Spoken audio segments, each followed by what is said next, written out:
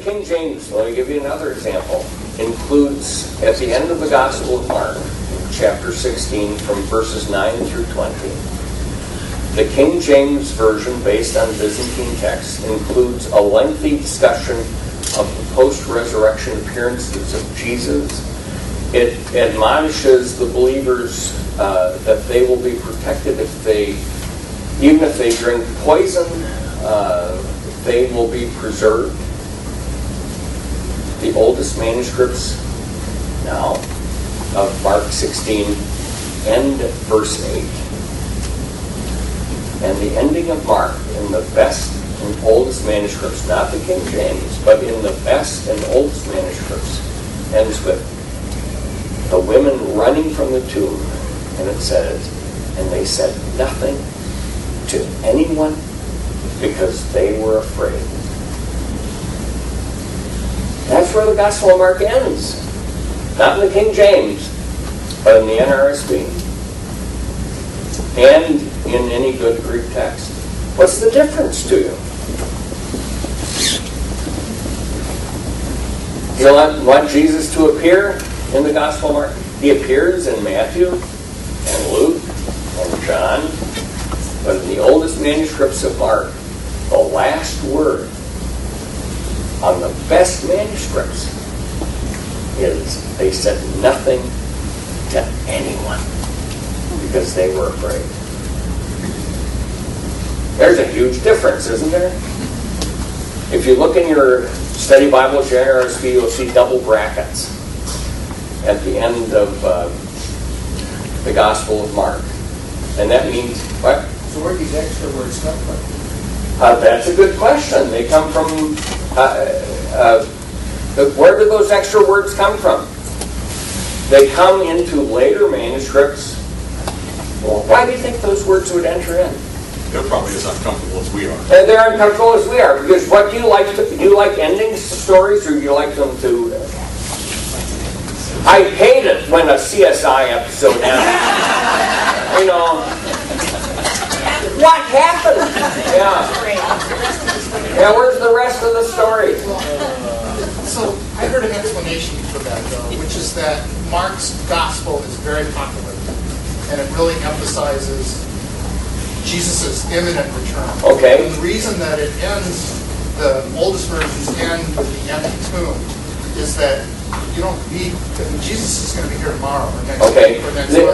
The suggestion, one possible reading is that Mark's gospel ends abruptly because it's very apocalyptic and they expect Jesus to return.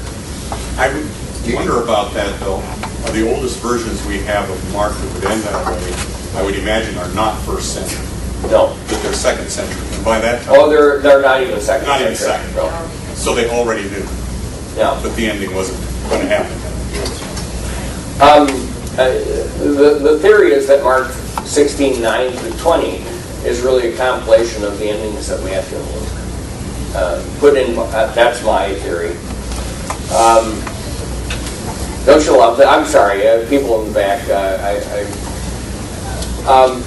But here's where the King James, the fact is, for centuries, people read the King James Version and they read a Gospel of Mark that ended in verse 20 of chapter 16.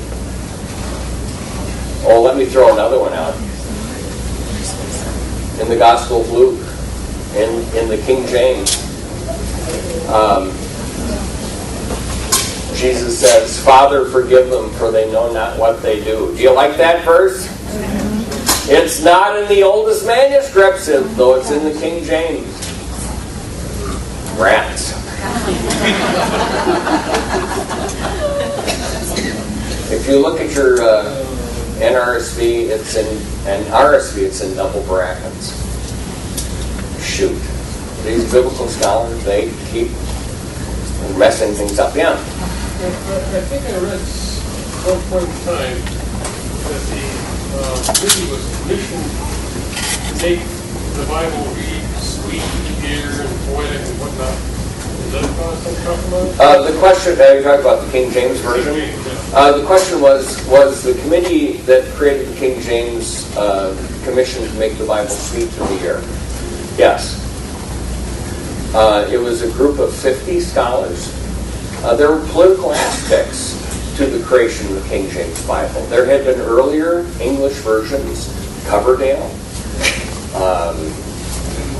Tyndale, and in fact Tyndale, they really took a lot of the Tyndale stuff. What were the political aspects to creating a Bible that would be sweet to the ear?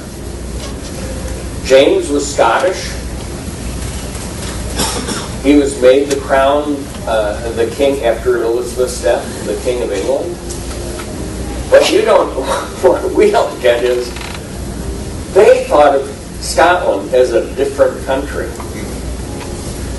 I was a 15-year-old in Cambridge, England with my father, and we went to hear a Scottish preacher in a Presbyterian church in Cambridge, England. And he talked about growing up in a different country before he came here. And it was Scotland. It was a different country. And they still think that. Yeah, these aspects don't die. And so the King James had a political agenda. What would the agenda be? To unify Scotland and England. To be pleasing to the ear. I think that point is very well taken. So, think of translations as they always have a political agenda. They're concerned with the audience. Take the NRSV, for example. Inclusive language. Is that important to us? Yes, it is. In the Greek of the letters of Paul always addresses the adelphoi, the brethren. In your NRSV, what does it say? Brothers and sisters. Is that literally what the Greek says?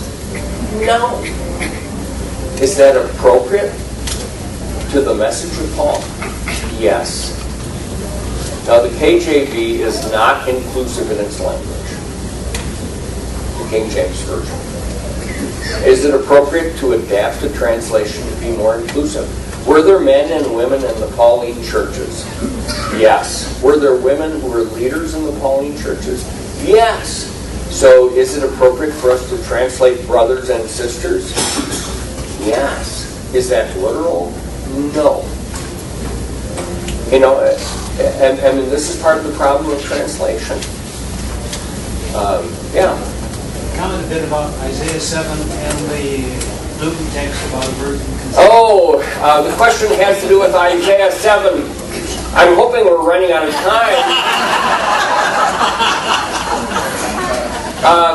A virgin shall conceive and bear a son. You all know that? That's the King James. Thank you.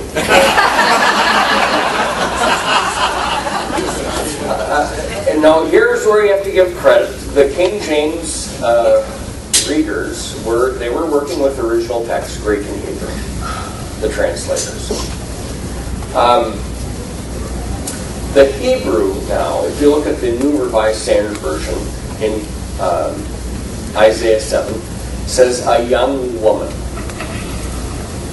Alma is the Hebrew. Alma can be a virgin and it can also be a young woman. Is it rare for a virgin to conceive and bear a son? Yes. Is it rare for a young woman to conceive and bear a son? No, not so much. And I have doctors here who will testify to that.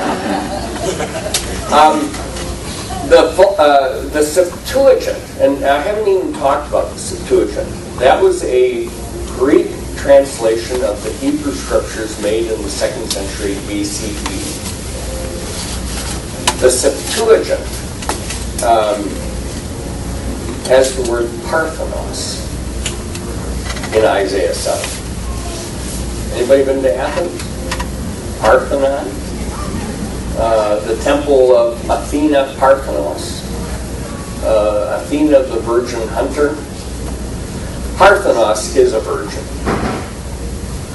So here's where the Septuagint, which was read by the writers of the New Testament, influences the text in the Gospel of Matthew.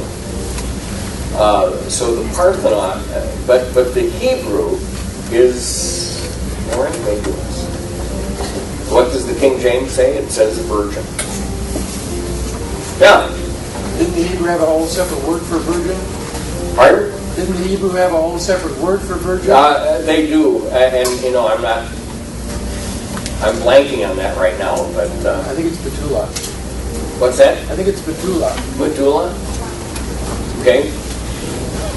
Some of these points that are made, like virgin, the end of Mark, when the Revised Standard Bible came out in the early 50s, I was 9 years old in 1952, and I remember in my church we had tracts circulating that this was a plot of the communists to undermine the Bible because of these omissions or changes, like the Roman soldier said, truly this man was a son of God, which is a correct translation of it. It is correct. Or that it's a young woman instead of a virgin. Yeah. But I have read someplace a number of years ago that even when the King James Bible itself came out in the early 17th century, it took many years before it was really accepted by the English speaking. That's a good point.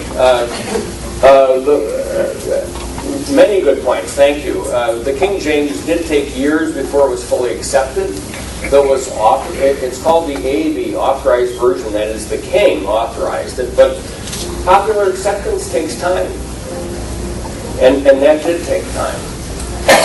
And was the RSV a communist plot? It was.